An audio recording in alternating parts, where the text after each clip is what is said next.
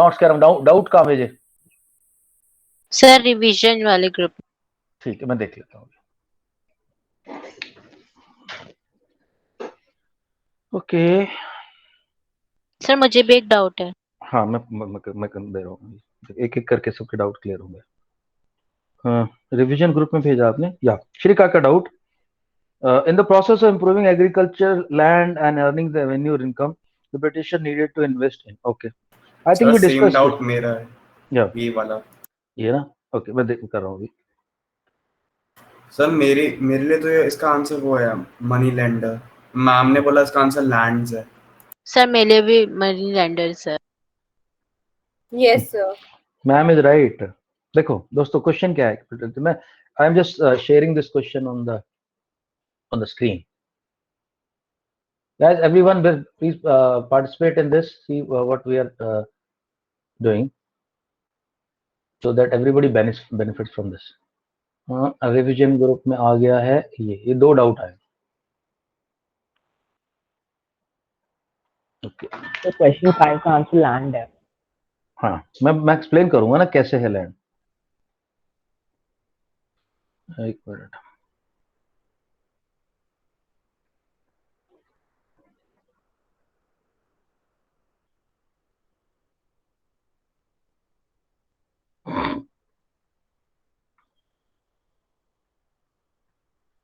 Okay दोस्तों ये हमने ये लास्ट चैप्टर किया था रूलिंग द कंट्री साइड, तो ध्यान उसमें हमने काफी कुछ पढ़ा था।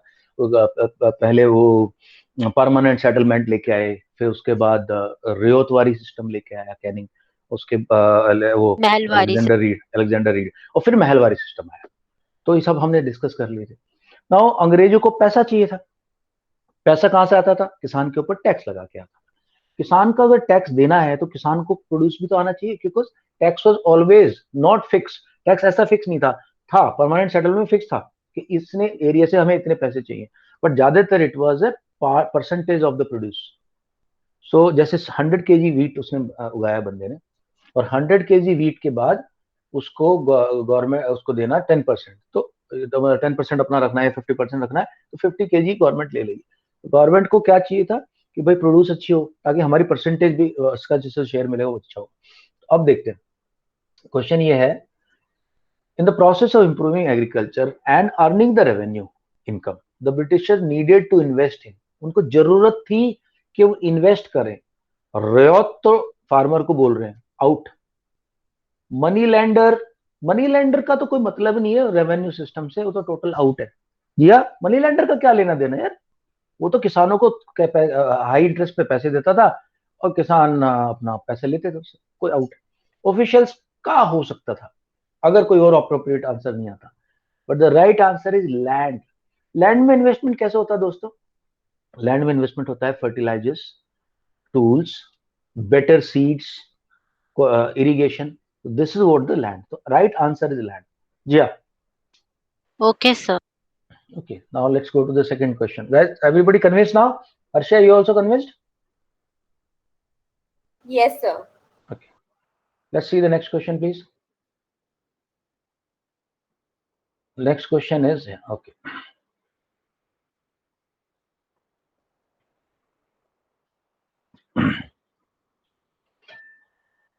ओके दोस्तों ध्यान देना, ये थोड़ा कंफ्यूजिंग क्वेश्चन दिया है इन्होंने, बिकॉज एलपीजी जो होता है दो गैसों से बन के मिली होती है। One of this is butane and second is propane. Okay थोड़ा क्वेश्चन उन्होंने ऐसा नहीं देना चाहिए था, मैं एक्सप्लेन कर देता हूं आपको। See the question. हम दो तरह की गैसेस को यूज करते हैं, one is CNG, compressed natural gas. Stop कर देता हूं, compressed natural gas is the first one. CNG और पीएनजी ये दोनों है, दोनों सेम ही, दोनों की दोनों नेचुरल गैस है।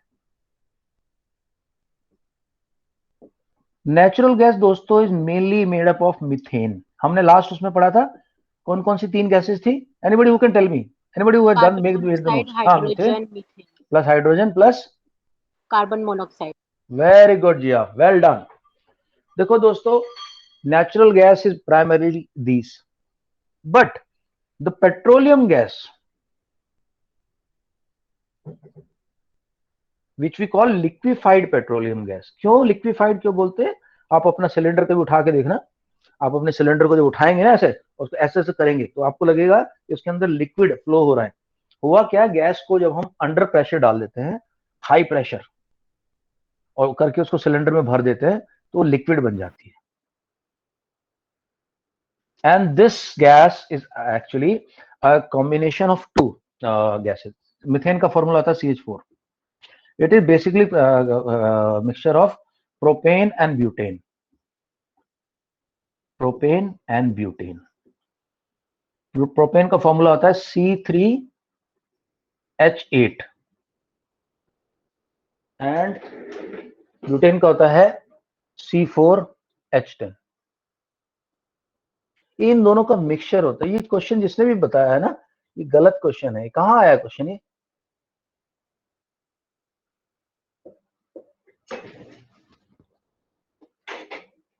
कहाँ, किसने पूछा था ये क्वेश्चन? कहाँ पे आया है? सर रिवीजन टेस्ट में हुआ था। ओके, मैम ने दिया था क्या? Yes sir. तो ये मिसप्रिंट है, ये गलत क्वेश्चन है। इसके अंदर कोई क्लियर कट आंसर दे ही नहीं सकते आप, क्योंकि दोनों मिक्सचर है दोनों का। ठीक है, तो right answer is butane and propane, दोनों का मिक्सचर है। तो डिसरिगार्ड कर दो इस क्वेश्चन को, कई बार क्वेश्चंस के अंदर एरर्स होती हैं। Okay, any other doubt before you go to our next main chapter? Sir, I'm also having a doubt. Okay और नो, पूछो। Yes, sir. Why do the color of our hair changes with the age? हाँ, actually जो हमारे hair के अंदर जो pigment होता है ना, वो क्रेमाटिन से बनता है। क्रेमाटिन नाम का एक प्रोटीन होता है, क्रेमाटिन।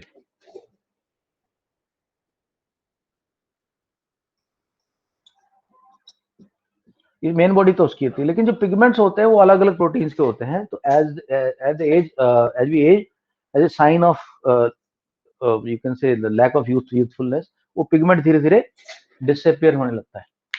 बहुत सारी चीजें होने लगती है। हमारे स्किन के अंदर भी एक प्रोटीन होता है, वो लूज होना शुरू होता है, तो स्किन हमारी क्या है, रिंकल्ड होने लगती है।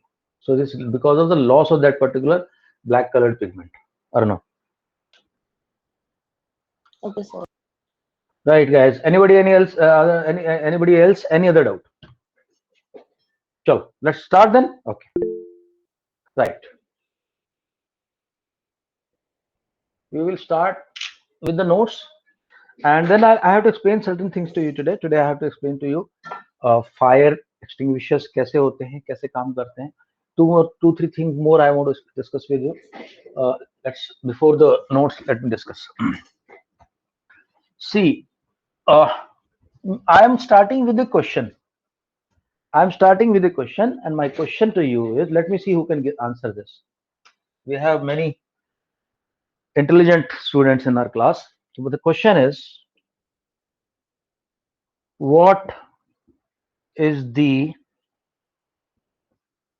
difference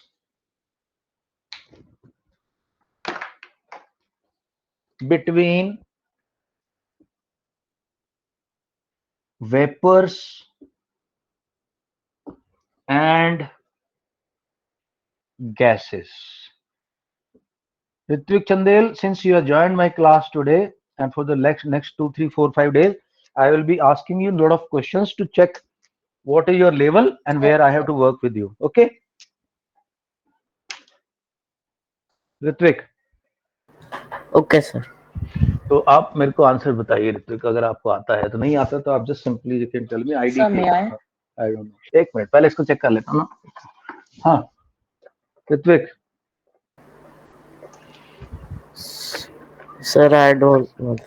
ठीक है। हमें तो एक्चुअली सीसीएल के अंदर एक ही पॉलिसी है ऋत्विक, सिर्फ एक रूल है मेरा, कि मेरे स्टूडेंट मेरे साथ ऑनेस्ट रहें। बस ऑनेस्टी मांगता हूँ, इसके अलावा कुछ नहीं। अगर आप नहीं आता ना तो आप सीधा बोल दो, सर आई डोंट नो। कुछ बच्चों की आदत होती है, हालांकि सीसीएल में तो आगे सुधर जाते हैं, सर ऐसा कुछ तो था, सर मुझे पता तो था, sir something like that was there. नहीं करना, अपने को बोलने का, सर मुझे नहीं पता, आप मुझे बता दो। जैसे आप बोलते हैं, आपके ब्रेन में एक स्पेस क्रिएट हो जाता है, जो मैं नॉलेज देता हूँ वहां जाके बैठ जाती है, और वो आपके साथ चलती है फिर काफी टाइम तक। Okay, how many people have told me? Chat box में लिख दो, पीपल हु से आई नो। आई के लिख दो। Yes, yes, yes, yes, yes, yes. Okay, so I can see. Shrika says I can answer. Arnav says I can answer. Okay, Arnav and Shrika are the only two people who are saying, "Okay, sir, I know the answer." I'm giving the first chance to Shrika. Difference. So vapors has it has a lot of moisture. It has water. They have molecules of water in it, and Hmm. gases are the another particles of chemicals. Okay, Arnav. Yes, sir. So a vapor is of a compound. For example, a vapor is of water, which is made up of hydrogen and oxygen, whereas the gas is of only made up of only uh, one type of atom Okay, steam or is an element. steam is vapor or gas? So vapor. So vapor. Okay, I'll tell you the difference. नहीं, ये difference नहीं, दोनों को गलत है. If a substance is in gaseous form at room temperature, what is room temperature generally taken as 20 degrees Celsius? If a substance is in gaseous form at room temperature, we call it gas.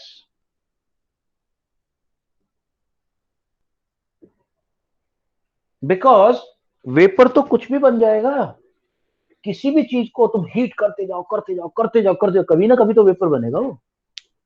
So the difference is, if at room temperature, so there are 10 gases: oxygen, helium, chlorine, hydrogen. All these things are, all these elements की बात कर रहा हूं मैं, compounds की नहीं, elements में there are 10 gases. Okay, so gas difference बहुत major difference है ये. रूम टेम्परेचर पे अगर कोई चीज गैसियस स्टेट में है, it is called a gas. Okay guys, there is a metal which is liquid form at room Mercury. temperature. Chat box.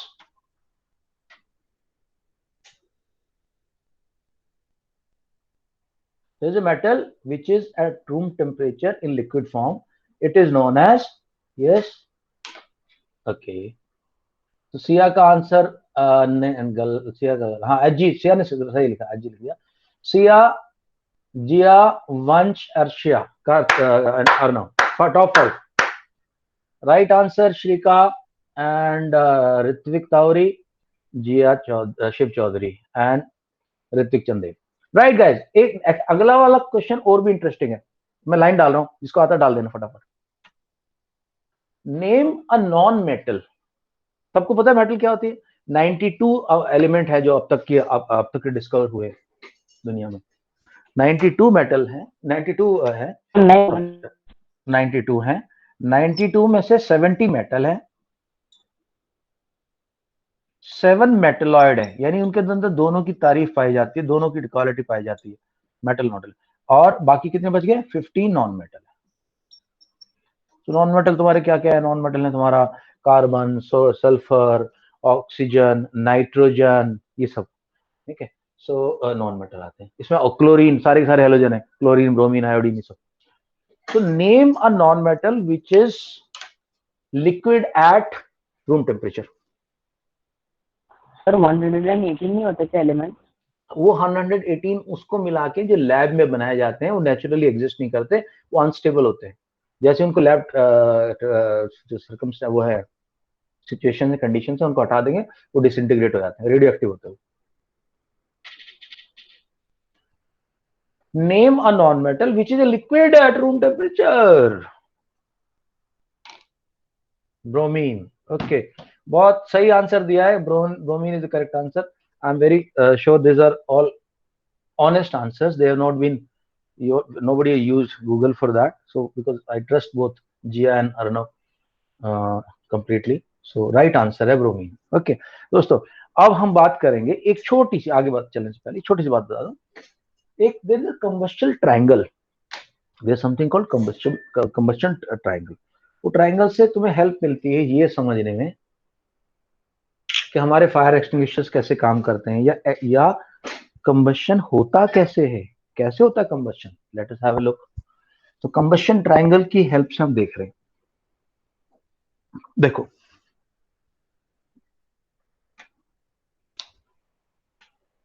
ये है कंबशन ट्रायंगल आपका।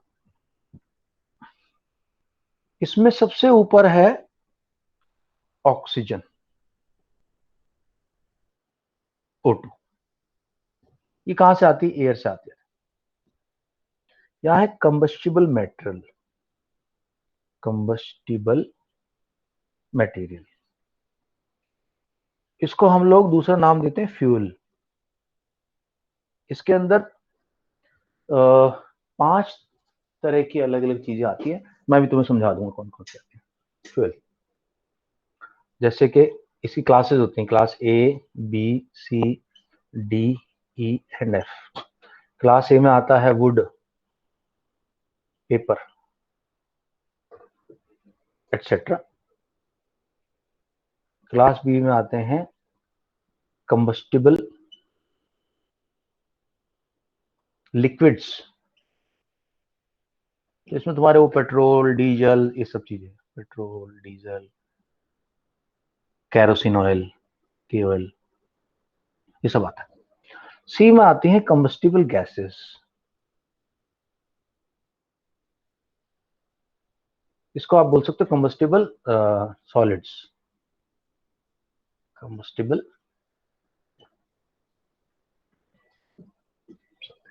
Combustible liquid, combustible gases. Combustible gas में कौन कौन सी, जैसे methane है, मैंने अभी बताया था नेचुरल गैस उससे बनती है, ब्यूटेन है, प्रोपेन है, तभी तो आपकी गैस चलती है, इनसे ये सब चीजें जलती हैं, आपस में जलती हैं। डी में आती है कंबस्टिबल मेटल्स,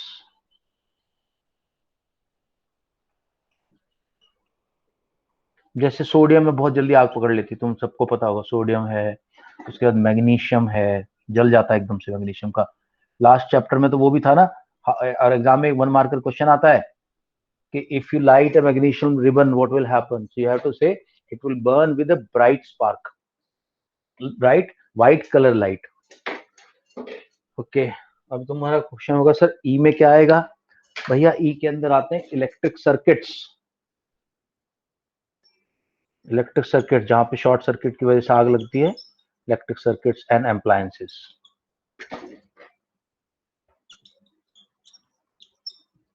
और एफ के अंदर बेसिकली फूड आता है, फूड मतलब किचन जो आइटम है, जैसे आपके घर में पूरी बन रही है, वो कुछ गड़बड़ हो गई, वो पूरी वाला जो ऑयल है, तो फैट्स एंड ऑयल्स आते हैं, वो इन्हीं के हिसाब से अलग अलग फिर हम लोग वो यूज करते हैं fire extinguisher. Now who can tell me the fourth thing, third thing, Ignition temperature. Very good यार जी, आप मजा आ गया, good. Ignition temperature, ignition temperature वो टेम्परेचर है जिसपे कि हमारी चीज जलनी शुरू करेगी। अब देखो आपके पास ऋत्विक चंदेल, आपके पास पेपर रखा हुआ है, ऑक्सीजन भी आपके पास है, लेकिन क्या वो आग पकड़ लेगा अपने से? No, sir. आपको उसको माचिस की तिल्ली लेके, मैच बॉक्स, मैच स्टिक लेके उसको जलाना पड़ेगा, और थोड़ा टाइम लगता है, जितना अगर Yes, गीला sir. होगा तो वो टाइम लेगा वो उतना, तो उसको इग्निशन टेम्परेचर पहुंचना पड़ेगा। ऐसी लकड़ी है, लकड़ी हवा में है, तो उसको माचिस तिल्ली लगा नहीं जलेगी, क्योंकि उसको वो सारे के सारे मास को इग्निशन टेम्परेचर पहुंचना पड़ेगा। अच्छा, होता क्या है इग्निशन टेम्परेचर की हेल्प से? जब भी हम इग्निशन टेम्परेचर देते हैं, तो वो जो भी हमारा फ्यूल है ना, ये ज्यादातर फ्यूल जो सारे फ्यूल कार्बन है इनके अंदर, सबके अंदर कार्बन होती है, एक्सेप्ट ये जो कहाँ गए हमारा, ये सोडियम मैग्नीशियम वगैरह, ज्यादातर के अंदर नहीं तो सबके अंदर कार्बन। तो होता क्या है, फ्यूल ऑन बीइंग हीटेड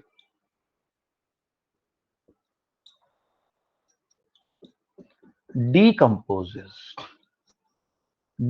हो जाएगा ये इनटू, डिकम्पोज होगा किसमें? अब इतनी हीट मिली ना, तो उस मॉलिक्यूल जो बंधे हुए बैठे थे, एक दूसरे से बंधे हुए थे, बॉन्डिंग हो रखे थी मॉलिक्यूल्स के बीच में, इंटर पार्टिकल अट्रैक्शन था, वो इतनी हीट होगी, वाइब्रेट कर करके वो एक दूसरे से दूर भाग गए, एंड दे डिस्कम्पोज इनटू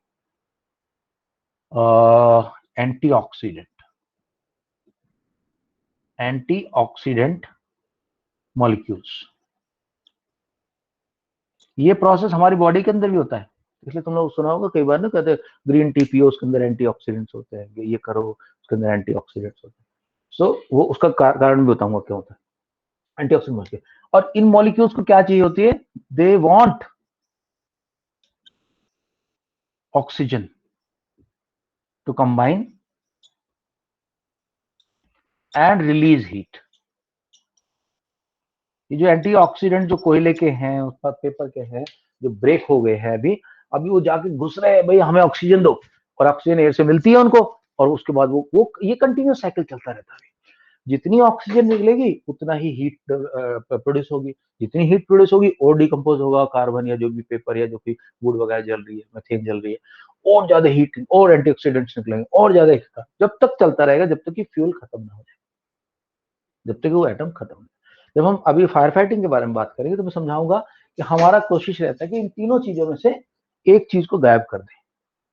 वंश, जब हम फायर फाइटिंग करते हैं तो हम कोशिश करते हैं कि हमारा कंबस्शन पिरामिड है, कंबस्शन ट्रायंगल है, कंबस्शन ट्रायंगल से किसी एक चीज को हटा दें, या तो उस पर पानी डाल के उसको ठंडा कर दें ताकि उसका इग्निशन टेम्परेचर गायब हो जाए, या हम उसमें ब्लैंकेट डाल दें ताकि ऑक्सीजन आनी बंद हो जाए उसको, या फिर हम वहां से हटा दें, जो लकड़ी बची हुई है, जो पेपर बचा उसको हटा दें ताकि फ्यूल खत्म हो जाए। तो तीनों में से कोई ना कोई एक काम करके हम लोग फायर को बढ़ने से रोकते हैं। एक जो मैं अभी कॉन्सेप्ट बताया था एंटीऑक्सीडेंट्स का, तुम लोगों को सबको पता है, the reason which gives us life also makes us die, the reason for our life is also the cause for our death. होता क्या है, जब हमारी बॉडी के अंदर जब हमारी बॉडी के अंदर जब हम एनर्जी चाहिए होती है तो ग्लूकोज क्या करता है, ऑक्सीजन से मिलता है। ऑक्सीजन से मिलने के बाद जो प्रोडक्ट्स बनाता है, उस प्रोडक्ट्स में बहुत सारे एंटीऑक्सीडेंट रिलीज होते हैं जिनके अंदर ऑक्सीजन नहीं होती, और वो क्या करते हैं, ऑक्सीजन के साथ कंबाइन करके ऐसे प्रोडक्ट बनाते हैं जिससे हमारी एजिंग होती है, जिससे हमारी उम्र बढ़ती जाती है। इसीलिए बोलते हैं कि भाई ग्रीन टी पी लो और ये वैसी टी पी लो, इसमें एंटीऑक्सीडेंट्स है। साइंटिस्ट अभी काम कर रहे हैं इस प्रोजेक्ट पे कि भाई हम बॉडी के अंदर कुछ ऐसा करें कि एंटीऑक्सीडेंट ना बने, so that in future humans can live to around 200 years, 250 years, 300 years. ये सब बड़ा प्रोजेक्ट चल रहा है, तो बाद में किसी दिन बात करेंगे इस पे। Okay, right, I am sharing the notes, let's quickly begin.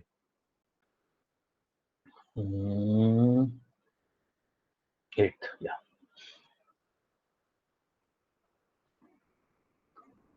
ये ऋत्विक, मैं ना आपको ग्रुप में ऐड कर दूंगा अभी, और ग्रुप में उसमें मैं आपको फिर वो जाएंगे नोट्स, ये सारे नोट्स आ जाएंगे आपके ग्रुप में।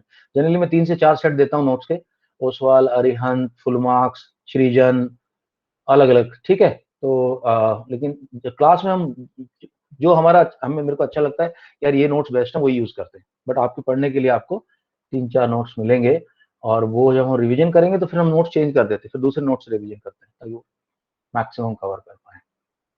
I understood this point. Okay, guys, anyone who's left out, who has not read in the last this thing, last class, last photo? चलो एक काम करते हैं, आदित्य अपना ऋत्विक चंदेल, आप स्टार्ट करो भाई। We'll start with you today. Okay, can you see the notes?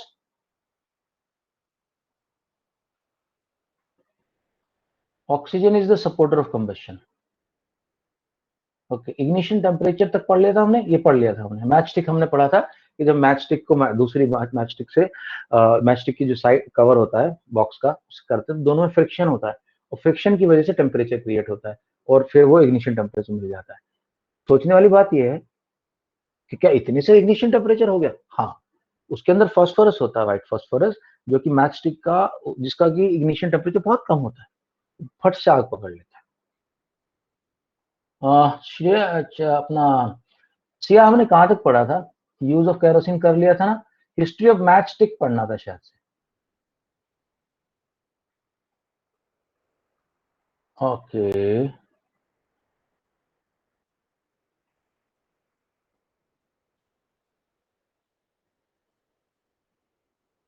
ओ भाई Siya, you in the class और नॉट? Yes, sir. मैं पूछ रहा हूँ कहाँ तक पढ़ा था हमने? हिस्ट्री सर ऑफ मुझे मैच याद नहीं है। पॉइंट नंबर 13 से स्टार्ट करना है शायद से। ओके, पॉइंट नंबर 12 इस पेज से शुरू करते थे। Ritvik Chandel, can you see the notes? Yes, sir. Okay, please read from point number 12, use of kerosene oil to burn, ये वाला। We have to use paper or kerosene oil to start fire in wood or coal. It is because coal has high ignition temperature. A burning matchstick cannot produce sufficient heat to reach ignition temperature of coal.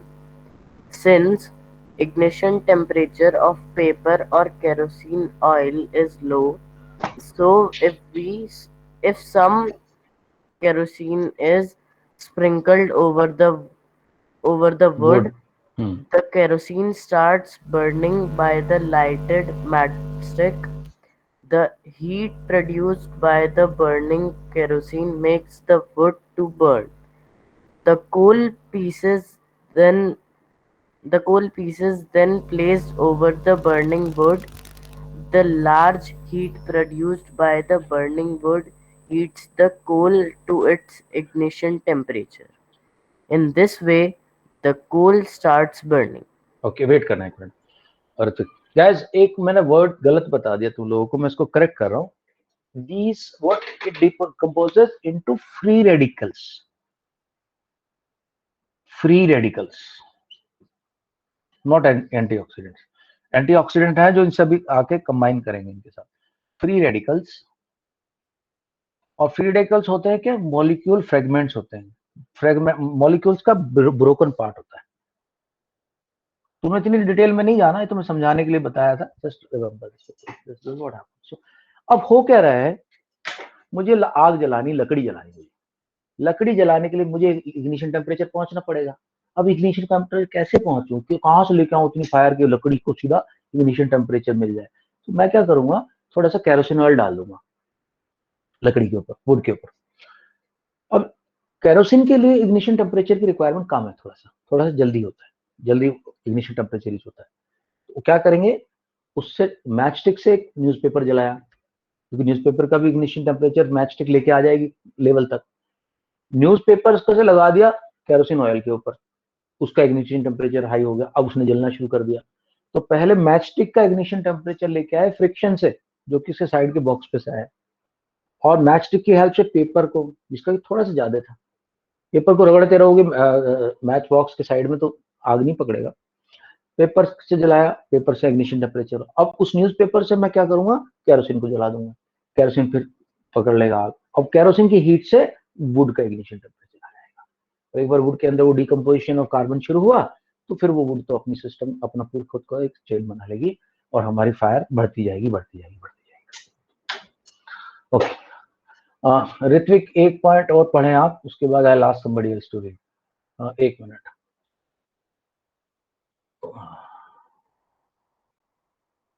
Yes, Ritvik continue please. Point number 13।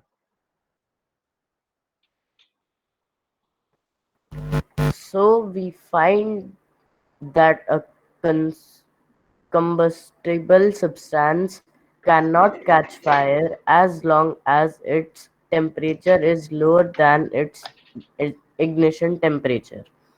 Example, cooking oil does not catch fire at room temperature, but the cooking oil in fry pan catches fire when it's kept on burning gas stove for long time. Okay, ये कितने लोगों ने देखा है कि पूरी बन रही है, जब ऑयल ठंडा है उस वक्त तो फायर नहीं पकड़ता है वो ऑयल, लेकिन कई बार गर्मा गर्म पूरी बन रही है और उसका टेम्परेचर इतना हो गया, उसको अगर हल्की सी लाइट गैस स्टोव की पहुंच जाती है ना, हल्की सी गैस स्टोव की लाइट, तो जो हमारी कढ़ाई है, जो हमारी वो है vessel, whatever vessel we are using, उसके अंदर जो ऑयल अगर ज्यादा हीट हो जाए तो छोटी सी चिंगारी से उसमें आग लग जाती है, तो इसको बुझाया जाता है कुछ मार मूर कैसे टाइप से। Okay okay, Ritvik Taware, please continue with point number 15.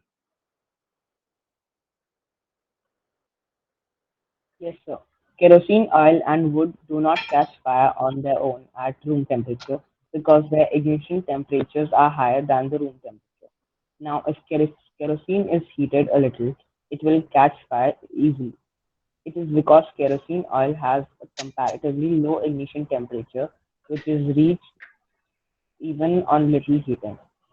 But if the wood is heated a little, it would still not catch fire. It is because wood has a much higher ignition temperature, which is not reached by little heat. So we conclude that the ignition temperature of kerosene oil is much lower than that of wood. सो जो white phosphorus जो कि हमने उसमें use किया है matchstick में, उसका सबसे कम है इग्निशन टेम्परेचर। उसके बाद उससे थोड़ा सा ऊपर जाएंगे तो पेपर का है, पेपर से थोड़ा सा ऊपर जाएंगे तो केरोसिन का है। केरोसिन को अगर गर्म कर दिया तो फिर वो जल्दी आग पकड़ेगा।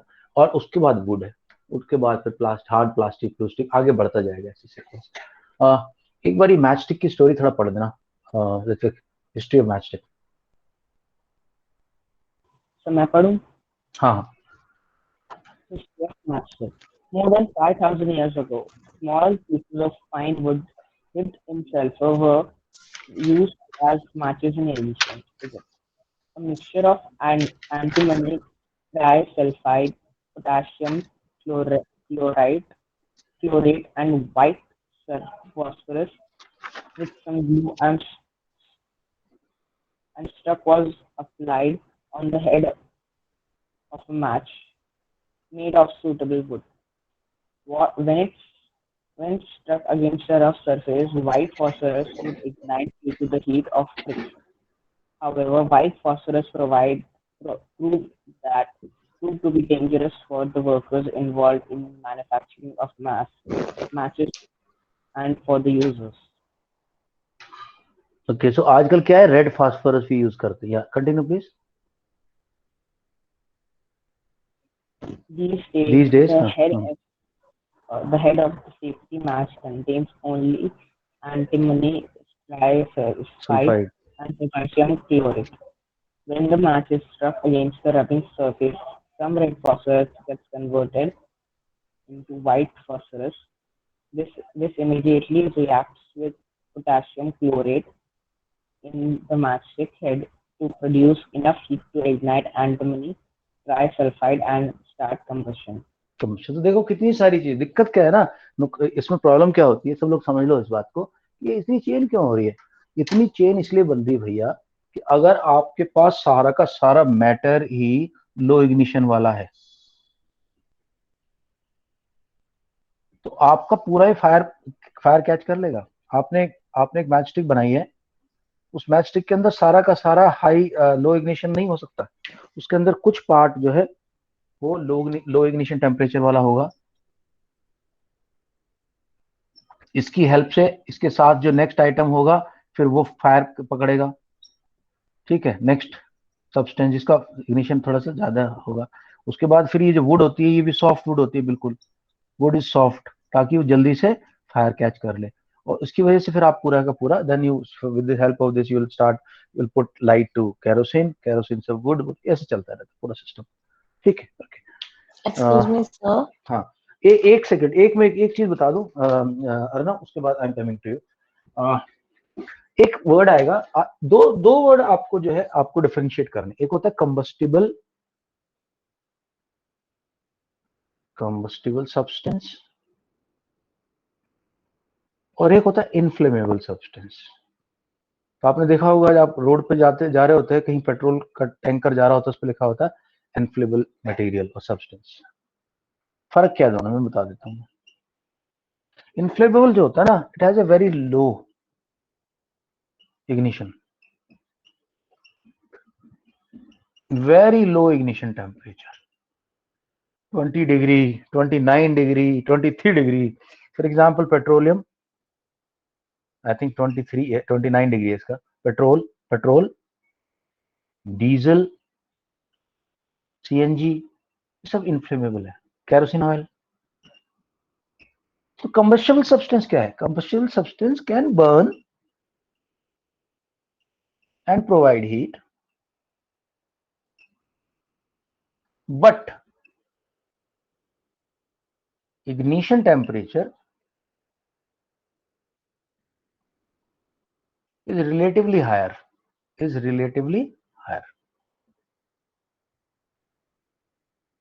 ये रिलेटिवली हायर, ये ध्यान रखना। तो दोनों सब्सटेंसेस के अंदर थोड़ा सा फर्क मिलेगा आपको।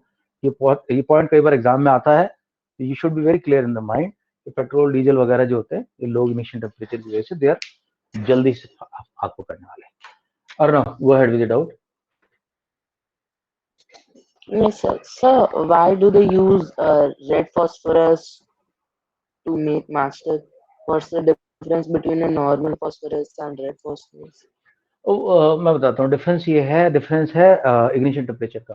White phosphorus catches fire very very fast, okay, so they use white phosphorus, but अगर पूरा पूरा व्हाइट फॉस्फोरस करेगा ना, देखो कई बार तुमने देखा होगा मैच स्टिक कैसे करते हैं ना, कुछ कुछ मैच स्टिक एकदम से बहुत बहुत ज्यादा फायर निकल जाती है, एकदम से बहुत ज्यादा निकल जाती है उसमें, इसके अंदर कुछ ना कुछ केमिकल प्रॉब्लम होती है। हमें एक ऐसी मैच स्टिक चाहिए जो जले तो और बहुत ज्यादा फ्लेम ना निकले उसमें से। ज्यादा फ्लेम लगने से क्या है, हमें डेंजर है। That is the reason you don't want to use a white phosphorus which is highly inflammable. Instead, you want to use a red phosphorus which is slightly lesser. They're different compounds, दोनों। So the red phosphorus is slightly less inflammable. That is the reason. Okay, sir. Okay. All right. Siya, चलो मैं अभी आपके पास आ रहा हूँ, continue करते हैं, फटाफट पढ़ो इसको। यहाँ से inflammable substance I am sharing the screen, I am sharing the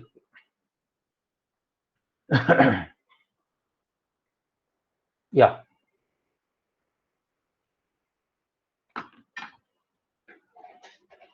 Sia. Yes, sir. Inflammable substances. The substances which have very low ignition temperature can catch fire easily with a flame are called inflammable substances. Example, petrol, alcohol, LPG, etc. Okay, continue करते हैं, आगे चलते हैं, आप continue करें। How fire can control, I have to explain this to you guys.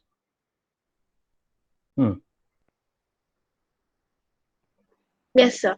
How fire can be controlled? We have learned that there are three essential requirements for producing fire. These are fuel, combustible substance, air or oxygen that is supporter of combustion and heat to raise the temperature of the fuel beyond the ignition temperature. If any one of these three things is removed, then the burning will stop and the fire will extinguish. Thus, a fire can be extinguished in three ways: by removing the fuel, but in most cases, fuel cannot be eliminated; by removing the heat; or by cutting off the air supply to the burning substance. ठीक है दोस्तों, ये मैं तो बताया था तुम लोगों को क्लास के शुरू में कि कैसे फायर को हम लोग 6 अलग अलग 5-6 तरह की फायर है, उनको हम लोग कैसे कंट्रोल करते हैं। ठीक है, एक second, just give me a second, मेरा स्टूडेंट पीछे पड़ा हुआ है।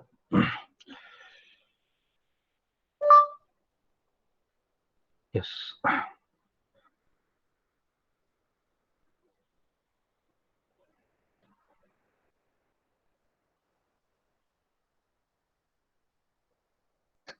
Okay, now we had already done this कि भाई कितने तरह की फायर होती है। अब कितने तरह के फायर एक्सटिंग्विशर होते हैं ये चेक कर लेते हैं एक बार।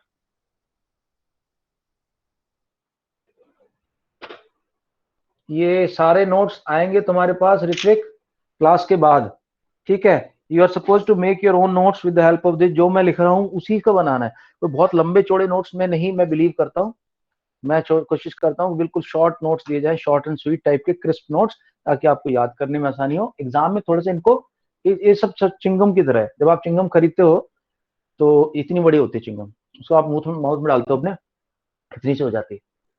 अगर बाहर निकालो तो उसको लंबा कर सकते हैं। तो अपना कॉन्सेप्ट यही है, मेरा कॉन्सेप्ट यही है पीसीएल में, कि भाई बच्चों को जो नोट्स दिए जाए ना बिल्कुल छोटे से बना के दिए जाए, ताकि एग्जाम में वो याद कर ले आसानी से, एग्जाम में जाके उसको थोड़ा सा अपनी इंग्लिश में एक्सपेंड कर सके उसको। अंडरस्टूड? ऋत्विक, चंदेल, बाकी सबको तो पता है, तुम्हारे लिए बता रहे हैं। Yes. ओके दोस्तों, तो अब हम देखते हैं कि फायर एक्सटिंग्विशर कैसे कैसे होते हैं। तो भाई मैंने बताया था फायर एक्सटिंग्विशर क्या है, तो डिपेंड करता है फायर कैसी है। तो फायर ए, बी,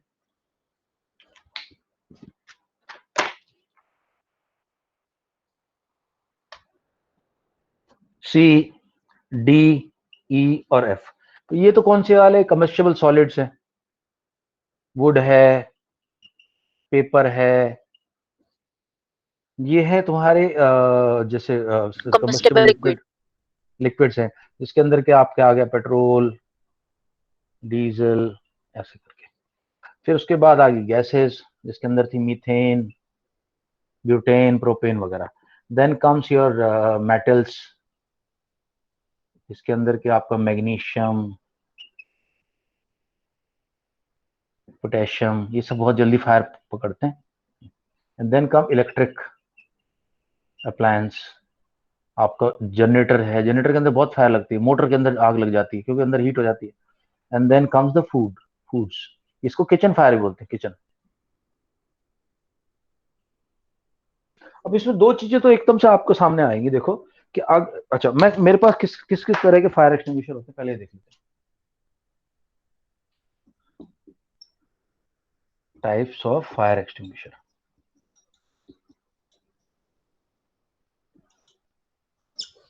एक तो जो फायर ब्रिगेड वाले यूज करते हैं ना, बड़े बड़े फायर ब्रिगेड के वो पंप होते हैं, वो एक तो होता है वो, तो this is called water type.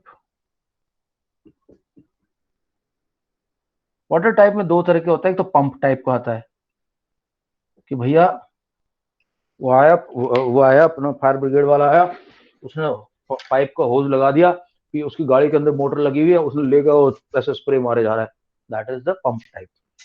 Then there is called second is called mist type. एक मिनट मेरे को, हाँ मिस्ट एंड स्प्रे। तो this is water pump type है, इसमें स्प्रे कर सकते हैं हम। एक हैंड हेल्ड भी स्प्रे टाइप का होता है, उसके अंदर दो केमिकल एक दूसरे से वो करते हैं, कंबाइन करते हैं और वाटर प्रोड्यूस करते हैं, उसको हम ऐसे स्प्रे कर देते हैं। तो एक होता है स्प्रे और दूसरा होता है मिस्ट। हम पानी को ऐसे स्प्रे करते हैं कि बिल्कुल मिस्ट की तरह आता है। उसका फायदा क्या करता है, वो जो इग्निशन टेम्परेचर उसको लोअर कर देता है। इसका तो काम है लोअर इग्निशन टेम्परेचर, और नॉट इग्निशन, लोअर टेम्परेचर, बस टेम्परेचर इतना कम हो जाए कि वो इग्निशन टेम्परेचर नीचे आ जाए, आगे वो चीज जली ना पाए। लकड़ी जल रही है, आपने उसमें पानी डाल दिया, पानी ने उसको ठंडा कर दिया, अब वो लकड़ी जलेगी नहीं, क्यों? पानी उसको तो चाहिए था वो टेम्परेचर, तो आपने इसको छीन लिया। Then the second type is dry chemical. Dry chemical के अंदर दोस्तों क्या होता है, एक बहुत सारे हैं वैसे तो, मैं मेन बता रहा हूँ तुम्हें। एक होता है sodium bicarbonate. Sodium bicarbonate, sodium bicarbonate का फॉर्मूला मुझे तो लगता है किसी को पता होगा, कोई बता सकता है? श्रीका के अलावा, श्रीका को शायद बताओ chemical formula of sodium bicarbonate. No, sir, I don't know. It is NaHCO3। ये बेकिंग पाउडर में होता है, जो बेकिंग पाउडर हम ना बेकिंग पाउडर यूज करते हैं घरों में, बेकिंग सोडा जो घर में यूज होता है वो होता है। तो जब इसको हीट किया जाता है तो इससे गैस निकलती है जो है carbon dioxide plus H2O, plus ये बन जाता है सोडियम कार्बोनेट, सोडियम कार्बोनेट में कन्वर्ट हो जाता है। ये जो गैस है CO2, ये एयर से भारी है, it is heavier than air.